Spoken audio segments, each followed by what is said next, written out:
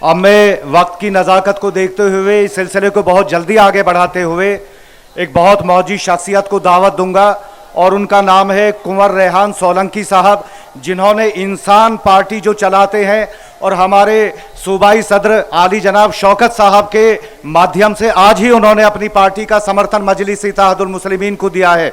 तो आप हाथ उठा करके उनका समर्थन कीजिए और वो 2 मिनट में अपनी बात रखेंगे। मंच पर उपस्थित मेरे सम्मानीय बड़े भाई हाजी प्रदेश अध्यक्ष शौकत अली साहब और तमाम मेरे फिरोजाबाद की मजलिस के टीम के मेरे नौजवान भाई और सामने खड़ी हुई जनता, मैं कुंवर रेहान सोलंकी, सबको अस्सलाम वालेकुम। देखिए मेरे भाइयों, मेरे साथियों, नौजवान भाइयों, मैंने उत्तर प्रदेश में घूमा और कई जगह गया।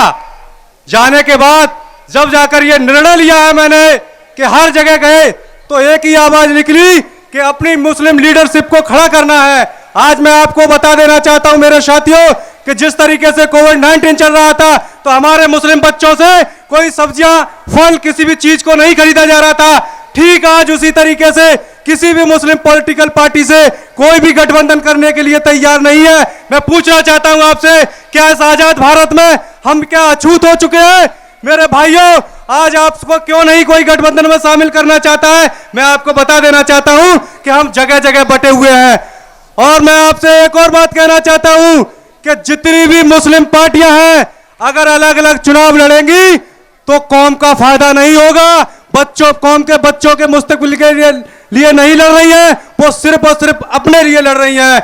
मैं सभी पार्टियों से, जितनी भी छोटी छोटी मुस्लिम पार्टियां हैं उनसे, और जितनी भी छोटी छोटी दलित भाइयों की पार्टियां हैं, आदिवासी भाइयों की पार्टियां हैं, बैकवर्ड समाज की पार्टियां हैं, उन सबको यही दावत देता हूं कि इंसानियत को बचाने के लिए, इंसान बनने के लिए, इंसानों को बचाने के लिए, भारत में, यूपी में बहन बेटियों की इज्जत आबरू को बचाने के लिए बैरिस्टर असदुद्दीन ओवैसी साहब के हाथों को मजबूत करना चाहिए, क्योंकि इस भारत के अंदर एक ही ऐसा शख्स है जिसका नाम बैरिस्टर असदुद्दीन ओवैसी है। और उत्तर प्रदेश के अध्यक्ष शौकत अली साहब बहुत ही ईमानदार और बहुत ही नेकदिल इंसान है। मैं भारतीय इंसान पार्टी का अपने बड़े भाई शौकत अली साहब को समर्थन करता हूं और पूरी तरीके से, पूरी ईमानदारी के साथ इस उत्तर प्रदेश में आपसे कहना चाहता हूं मेरे साथियों कि आप जब अपनी पार्टी को और अपने सिंबल को पहचान लोगे तो इंशाअल्लाह इस बार आपके 50 विधायक उत्तर प्रदेश से जीत कर जाएंगे। जब आपके विधायक होंगे तो आपकी सुनवाई होगी, जब आपके विधायक होंगे तो आपके भी काम होंगे, आपके भी मसले हल होंगे। मेरे साथियों, आप देख रहे होंगे किस तरीके से हमारे मुस्लिम नौजवानों को टारगेट किया जाता है, किस तरीके से हमारे भाइयों को मारकर शहीद कर दिया जाता है। आखिरकार मैं पूछना चाहता हूं, क्या उनके साथ इंसाफ होता है?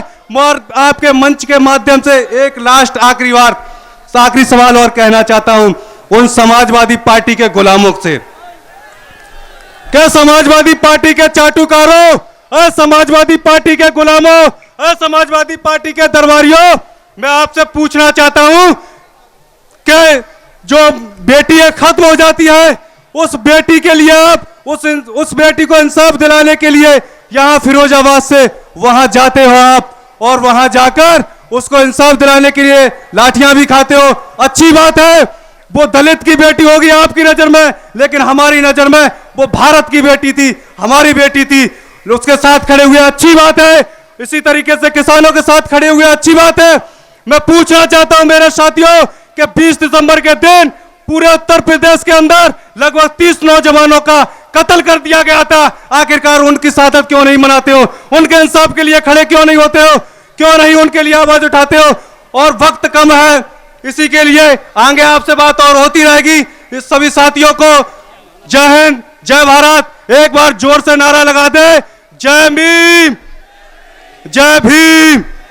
अशफाकुल्लाह का भारत जिंदाबाद, अंबेडकर का भारत जिंदाबाद, वीर अब्दुल हमीद का भारत जिंदाबाद, सरदार आजम भगत सिंह का भारत जिंदाबाद, शौकत अली साहब जिंदाबाद, बैरिस्टर असदुद्दीन ओवैसी साहब जिंदाबाद। जय हिंद, जय भारत।